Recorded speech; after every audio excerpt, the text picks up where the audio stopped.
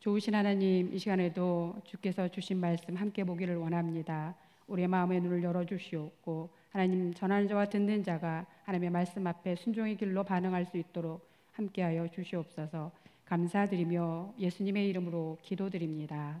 아멘. 여러분, 산 좋아하십니까?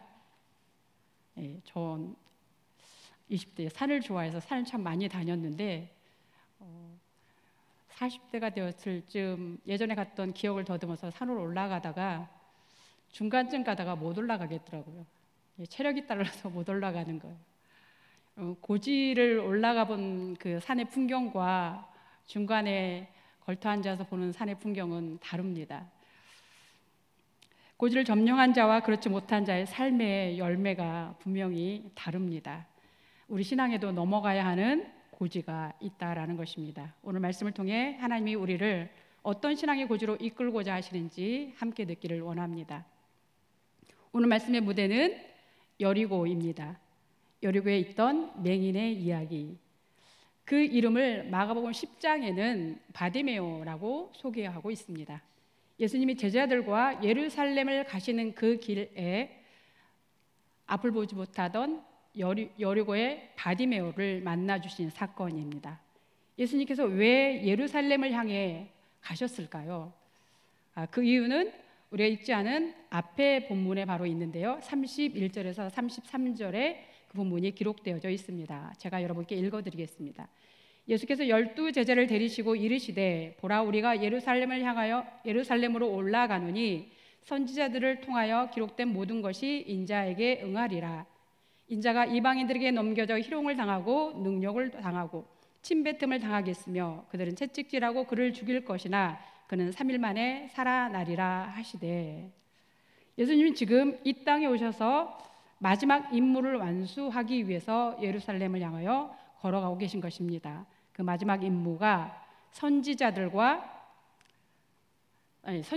통하여 기록된 말씀을 인자가 응하기 위해서 올라가신다라고 합니다.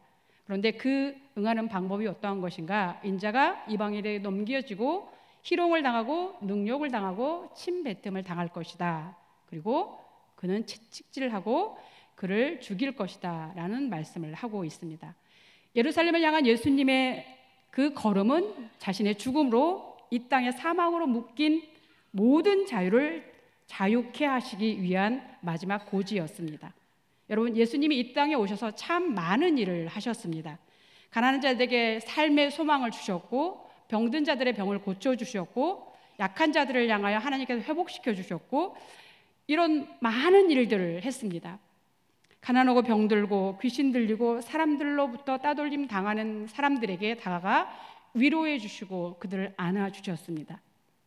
예수님의 그 삶은 참으로 보잘것없고 화려하지 않았던 삶이었지만 그 예수님을 만나는 사람마다 다 회복되는 역사가 기록되어져 있습니다. 그런데 여러분, 이 삶에서 끝난다면 예수님의 삶은 단지 참 좋았던 사람, 어떤 위대한 한 사람으로 기록될 것입니다. 예수님이 이 마지막 걸음 예루살렘을 향하여 길을 놓친다면, 이 여리고에서 그저 주저앉으셨다면 지금도 우리는 사망에 묶인 자로 여전히 사단의 노예로 살 수밖에 없는 존재일 것입니다. 예수님은 예루살렘을 향해 올라가기 전에 내가 왜 예루살렘을 향하여 올라가는가, 그 이유를 제자들에게 밝혀주셨습니다. 그런데 3년을 함께 가장 가까이에 있었던 그 제자들이 예루살렘을 향하여 올라가는 이유를 예수님께서 설명하자 그들의 반응은 무엇이라고 기록되었는가? 34절인데요. 제자들이 이것을 하나도 깨닫지 못하였으니 그 말씀이 감추었으므로 그들이 이르신 바를 알지 못하였더라. 제자들은 하나도 깨닫지 못하였다라고 합니다. 여러분, 왜 그랬을까요? 예수님이 예루살렘 그 끝에 어떤 일이 일어날 것인가를 분명히 들려주셨는데 왜 깨닫지 못하였을까요? 우리가 대화들 속에서 알 수 있습니다. 우리의 대화는 자신이 듣고 싶은 것, 내게 뭔가 유익이 있는 것, 내게 필요한 정보일 경우, 유익한 정보일 경우 그것들만 기억합니다. 나머지 이야기들은 그냥 벽을 치고 날아가는 소음일 뿐입니다. 들리는 것과 깨닫는 것은 분명한 차이가 있습니다. 제자들에게 예수님이 들려주시는 그 말씀이 그냥 소리의 진동으로 들렸다가 마음으로 와야 하는데 마음으로 오지 아니하고 그냥 날아가 버린 것입니다. 우리는 어떨까요? 우리 또한 참으로 열심히 예수님을 따라갑니다. 네, 예수님이 걸어가신 참 진리의 길을 놓치면 우리도 제자들처럼 그 길을 깨닫지 못할 수 있습니다. 깨달음이 없으면 나는 여전한 나의 방식으로 믿어도 나의 삶을 살아갈 수밖에 없습니다. 3년을 예수님과 함께 했는데 제자들은 예수님이 무엇을 위해 예루살렘을 향하고 있는지 그 끝을 모른 채 지금 여리고에 있었던 것입니다. 여러분, 여리고는 어떠한 곳인가? 여리고 이 성읍은 이스라엘에서 가장 오래된 성읍 가운데 하나입니다. 예수님 당시에 신여리고와 구여리고가 있었습니다. 구약시대 여호수아서에서 우리가 만날 수 있는 여리고 성, 그것은 구여리고입니다. 예수님 당시 구여리고는 이미 황폐화되었던 땅이었습니다. 그러니까 지금은 이 머물고 있는 이 땅은 신여리고입니다. 신여리고는 헤롯 대왕에 의해서 만들어진 곳입니다. 팔레스타인 가운데 가장 화려하고 아름다운 경관을 자랑할 만큼 소문이 나 있던 곳이었습니다. 땅이 비옥하고 과일들이 많고 부자들이 많이 거주하던 곳, 헤롯의 별장이 있을 만큼 그곳이 휴양지로 사용되었던 그런 땅이었습니다. 오늘 본문의 장소는 바로 그 화려했던 여리고입니다. 많은 사람들이 왕래하고 경제적으로 부유한 도시, 구걸하기에 참 좋은 장소이죠. 그 여리고 길 한켠에 바디메오가 자리를 잡고 있었습니다. 맹인으로서 할 수 있는 일이 없기 때문에 바디메오는 여리고 그 길 아래 자리를 잡고 구걸하면서 그것이 그의 생계의 수단이 되었던 것입니다. 여러분, 눈이 보이지 않게 되면 소리, 향기, 촉감, 이 다양한 감각 기관들이 발달하게 되어 있습니다. 그것들로 인해서 보이지 않는 눈을 대신하는 것입니다. 그렇게 비록 눈은 보이지 않지만 바디메오는 매일 그 길을 걸어가는 사람들의 발걸음 소리를 듣고 그 발걸음 소리 속에서 지금 지나가는 사람은 남자다. 지금 지나가는 사람은 여자다. 지금 지나가는 사람은 부자의 발걸음이다. 지금 지나가는 사람은 어린아이의 발걸음이다. 이런 것들이 민감하게 캐치가 되는 것입니다. 그런 바디메오에게 여러분, 오늘은 평소와 다른 발걸음 소리가 들렸던 것입니다. 들뜬 사람들의 웅성거림이 그런 기운도 느껴졌던 것입니다. 이 소리들에 맹인 바디메오의 귀가 반응했습니다. 35절, 36절입니다. 여리고에 가까이 가셨을 때에 한 맹인이 길가에 앉아 구걸하다가 무리가 지나감을 듣고 이 무슨 일이냐 물은데 무리가 지나가는 소리에 본능적으로 뭔가 이상하다고 느낀 것입니다. 그리고 사람들에게 물었습니다. 이에 그들이 바디메오에게 대답했습니다. 37절입니다. 그들이 나사렛 예수께서 지나가신다 하니, 대답을 해준 그들이 누구인지는 명확히 알 수 없지만 분명한 것은 눈으로 예수님을 보고 있는 사람들입니다. 그들은 눈이 감겨 볼 수 없는 바디메오에게 답변을 해준 것입니다. 그리고 그들이 들려준 소리에 바디메오가 반응한 것이 38절입니다. 맹인이 외쳐 이르되 다윗의 자손 예수여 나를 불쌍히 여기소서 하거늘. 37절과 38절이죠. 우리 37절과 38절을 다시 한번 읽어보고자 하는데요. 함께 읽어볼까요? 그들이 나사렛 예수께서 지나가신다 하니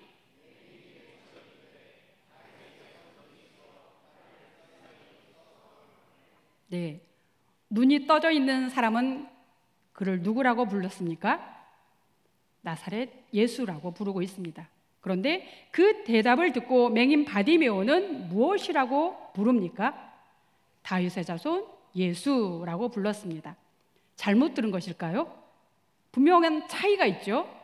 나사렛 예수, 다윗의 자손 예수.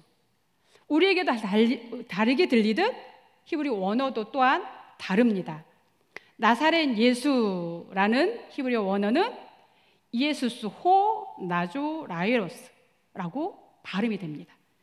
다윗의 자손 예수여라는 발음은 이에수 휴의 다윗이라고 발음이 됩니다. 분명한 발음이 다르게 들려지는 것입니다. 그런데 나사렛 예수가 지나가신다라는 그 말을 듣고 바디메오는 다윗의 자손 예수여라는 호칭으로 예수님을 불렀습니다. 바디메오는 왜 그런 호칭으로 불렀을까요? 여러분, 인생이 남과 다른 환경일 때 영혼의 깊이를 찾아가는 통로가 됩니다. 때론 약자로서 살아간다는 것이 현실적으로 많은 제약과 불편함이 있습니다. 그러나 그 불편하고 연약함이 그 인생을 깊어지게 하는 통로가 될 수 있다라는 것입니다. 당연하게 보고, 당연하게 걷고, 당연하게 먹고, 당연하게 살아가는 이 익숙함은 내면이 좀 깊어져야 할 때 우리에게 별 도움이 되지 않습니다. 눈이 보이는 사람들은 당연하게 본 것입니다. 아무 생각 없이 그냥 보는 것이죠. 보여지는 대로. 예전에도 지금도 여리고 문 어귀로 들어오시는 그 예수님을 보았습니다. 그들이 본 예수님은 가히 볼품없는 외모를 가진 예수님입니다. 그들이 본 예수님은 가난한 나사렛, 귀티가 없이 촌스러운 그 나사렛 출신 예수님을 보았습니다. 그런데 무시할 수 없는 것은 그 촌스러운 예수가 가는 곳마다 기적들이 일어나는 것입니다. 그래서 사람들은 그가 혹시 자신들의 그 나라를 정치적으로 독립시켜서 좀 잘 먹고 좀 자유롭게 살 수 있지 않을까라는 기대로 그를 바라본 것입니다. 그 이상의 예수도 생각하지 않았고 그 이상도 기대하지 않았습니다. 그런데 눈이 감겨져 있던 바디메오는 맹인으로서 여리고 길거리에서 매일 구걸하며 살던 바디메오는 사람들이 지나가며 예수님의 이야기를 하는 이야기를 들었을 것입니다. 바디메오는 아침마다 누군가에 의해서 여리고 땅 어딘가에 가장 구걸하기 좋은 장소에 앉혀졌을 것입니다. 그리고 그곳에서 얼마나 많은 사람들로부터 예수님의 이야기를 들었을까요? 여리고의 많은 사람들은 서로들 예수님의 신기한 기적의 이야기들을 앞다투어 얘기했을 것입니다. 그들이 바디메오를 붙들고 들려준 이야기가 아닌 것이죠. 바디메오는 사람들이 지나가며 자신들끼리 나누는 이야기를 그저 주워 들었습니다. 들려진 이야기를 토대로 예수님에 대해 나름대로 생각하기 시작하는 것입니다. 그리고 어려서부터 들었던 선지자의 글들과 지금 들려지는 예수님의 이야기가 뭔지 모르지만 퍼즐 조각이 맞춰지는 것처럼 뭔가 느낌이 오는 것입니다. 그 자리에 앉아서, 그 구걸하는 자리에 앉아서 한없는 시간 바디메오는 그렇게 묵상을 하는 것입니다. 부모로부터 들었던 메시아와 지금 여리고 땅에서 들려지는 예수님의 이야기를 바디메오는 많은 시간 그 자리에 앉아서 기억하고 있는 것입니다. 마치 개가 주인이 던져둔 뼈 하나를 붙들고 하루 종일 핥듯이 곱씹는 작업을 그 자리에 앉아서 하고 있는 바디메오입니다. 소문으로 들리는 예수님의 이야기, 선지자의 글 속에 나타나는 예수님의 이야기, 이 두 이야기를 그 자리에 앉아서 곱씹지 않았을까요? 그러다 예수님이 행하시는 기적 속에서 가난한 자들이 일어나고 가난한 자들이 회복되고 병든 자들이 치유함을 받고 이런 이야기들과 선지자의 글들과 무엇이 맞닿는 그 순간, 아, 저분은 메시아다 라는 깨달음이 분명하게 왔을 것입니다. 그리고 드디어 오늘 그 예수님이 지나가신다는 소식을 듣고 바디메오는 사람들이 나사렛 예수라고 하는 그 순간을 놓치지 않고 바디메오는 그 나사렛 예수를 향하여 자신의 신앙을 고백한 것입니다. 다윗의 자손 예수여. 그 고백은 예루살렘을 향해 걸어가는 예수님의 발걸음을 멈추게 하셨습니다. 여러분, 본문을 듣고 붙들고 묵상을 하다가 여리고라는 지역이 눈에 들어왔습니다. 여리고 그 화려한 도시에서 사람들이 335 모여 날마다 예수님의 기적들을 이야기하고 있는, 밥을 먹다가도 이야기하고 시장을 가다가도 이야기하고 서로 대화를 나누는 그 이야기들 속에 가장 많은 이야기들이 오고 가는데 예수님의 이야기가 오고 가는 것입니다. 이 이야기의 장면들이 떠오르면서 여리고에 모여있는 사람들의 모습이 믿는 우리들의 일상과 오버랩되는 것을 느끼게 되었습니다. 우리도 날마다 예수님의 이야기를 하고 살아가지 않습니까? 특히 강단에서 말씀을 전하는 저와 같은 사람들은 얼마나 많은 순간순간마다 예수님의 이야기를 하고 사는지 모릅니다. 그러면서 나는 과연 어떤 예수를 사람들에게 전하고 있을까? 이 물음을 생각하지 않을 수 없었습니다. 여러분은 어떠십니까? 구역 모임을 하며 교회를 다니는 사람들과 모여 밥을 먹으며 차를 마시며 오고 가는 그 대화들 속에서 여러분이 나누시는 예수님은 나사렛 예수이십니까? 다윗의 자손 예수이십니까? 생각해 보셔야 합니다. 그 수없이 많은 여리고의 사람들이 바로 우리들의 모습입니다. 나사렛 예수를 꿈꾸는 신앙으로는 예루살렘을 향해 걸어가시는 예수님을 따라갈 수 없습니다. 마가복음 10장에도 마태복음 20장에도 맹인 바디메오의 본문을 다루고 있습니다. 그런데 마가복음 10장과 마태복음 20장에는 맹인 바디메오 바로 앞 본문에 어떤 이야기를 다루고 있는가 하면 세베대의 아들 야고보와 요한의 어머니가 예수님께 나와서 예수님께 간청하는 이야기가 등장합니다. 그 내용은 나의 이 두 아들을 주의 나라에서 하나는 주의 오른편에 하나는 주의 좌편에 앉게 명하소서. 눈을 뜨고 있던 모두가 예수님이 지금 예루살렘을 향해 올라가면 이스라엘을 정치적으로 회복시킬 것이라는 것을 기대했던 것입니다.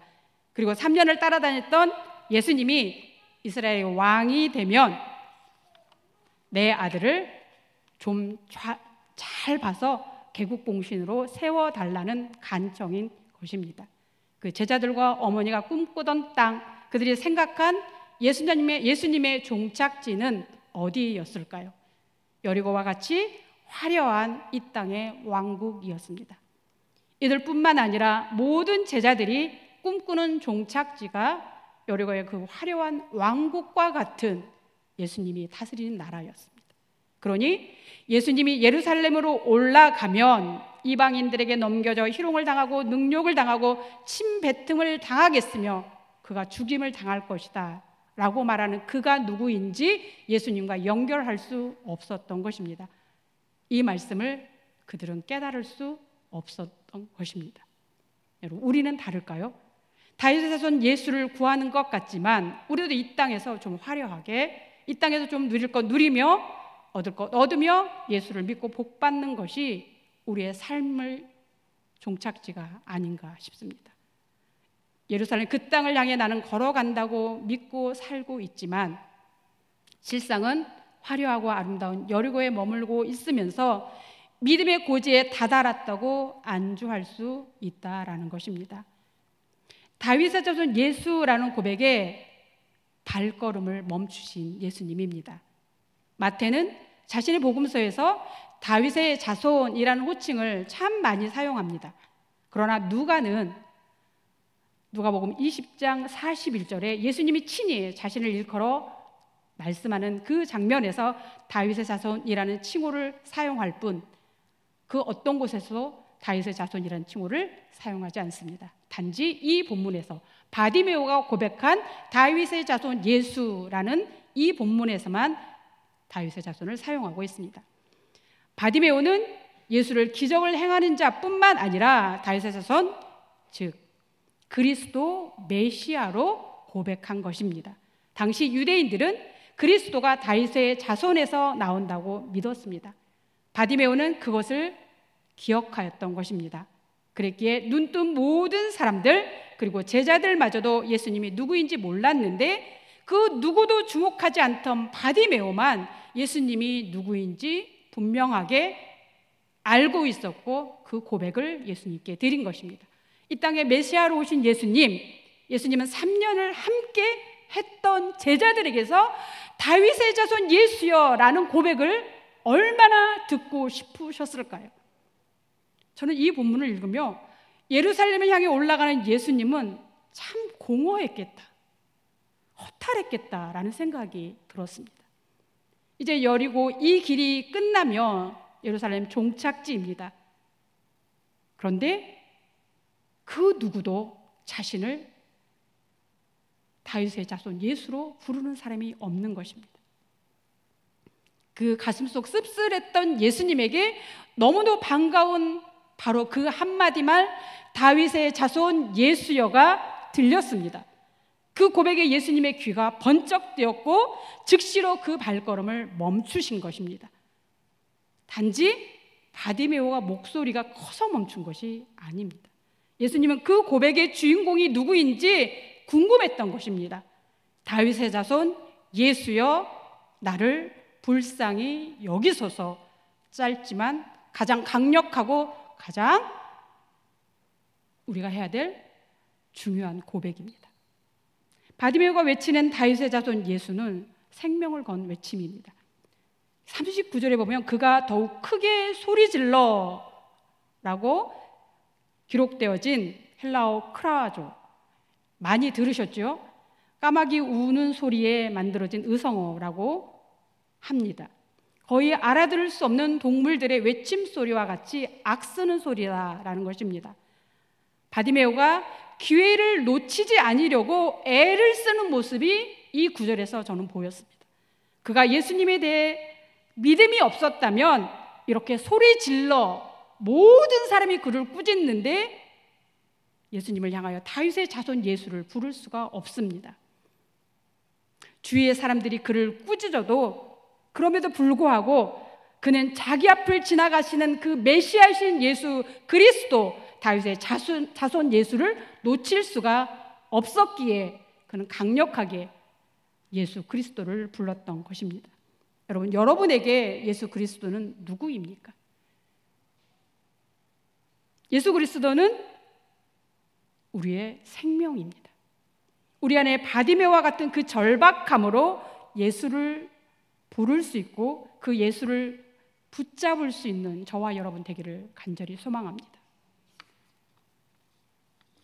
예수님은 바디메오의 그 절규를 듣고 멈추셨습니다. 그리고 그의 감겨있는 눈을 뜨게 해주셨습니다. 이제 바디메오는 육신에 보는 눈도 온전히 볼 수 있게 되었습니다. 그리고 그가 무엇을 하는가? 43절입니다. 곧 보게 되어 하나님께 영광을 돌리며 예수를 따르니 백성이 다 이를 보고 하나님을 찬양하니라. 그가 눈을 뜨고 가장 먼저 한 것은 하나님께 영광을 돌리는 일이었습니다. 그리고 그가 예수님을 따라갔습니다. 어디를 따라간다는 것일까요? 예수님이 가시는 그 길, 예루살렘, 십자가, 그 죽음이 기다리는 곳, 그곳을 따라갔다라는 것입니다. 예수님이 이방인에게 넘겨져 희롱을 당하고 침뱉음을 당하고 채찍질을 당하고 죽임을 당하는 그 장소를 따라갔다라는 것입니다. 제자들과 무리들이 버리고 도망한 그 길을 바디메오가 따라갔다라는 것입니다. 누가는 말씀을 시간의 흐름을 따라 기록한 저자입니다. 예수님이 눈을 고쳐주어서 단순히 따랐다는 의미가 아니라는 것입니다. 누가는 맹인 바디메오의 사건을 예수님의 마지막 예루살렘 길, 이 길 위에 배치해 놓았습니다. 그리고 이를 통해 예수님이 메시아이심을 드러내신 것입니다. 그 누구도 기대하지 않았던, 주목하지도 않았던 바디메오의 고백, 그 고백을 누가는 예수님의 가는 길 위에 놓은 것입니다. 예루살렘 그 중으로 걸어가는 메시아를 알아본 그만이 예수님이 가시는 그 예루살렘 길, 죽음의 길을 향하여 그 주님을 따라갔다라는 의미입니다. 여러분, 이 길은 종국에 우리가 걸어가야 하는 신앙의 고지입니다. 그러나 우리는 예수님이 가신 예루살렘 그 고난의 길보다 우리의 속성이 그 화려하고 안락한 곳에 안주하고 싶어 합니다. 그런데 아십니까? 여러분, 여리고의 삶이 화려해 보이지만 그 삶은 사람에게 구걸해야 먹고 사는 삶입니다. 권세 있는 사람들에게 잘 보여야 하고, 돈이 있는 사람들에게 줄을 서야 하고, 나의 상사에게 줄을 서야 하는 그러한 자리가 여리고의 자리입니다. 예수님은 우리를 이 땅의 삶의 질서에서 구원하시고자 오셨습니다. 그리고 우리로 하여금 하늘 아버지가 공급해 주시는 양식으로 살아가는 자 되게 하시기 위해서 우리에게 오셨습니다. 오늘 주님이 주신 이 말씀이 우리에게 소리의 공명이 아닌 여러분 깨달음의 사건으로 붙잡는 시간 되기를 축원합니다.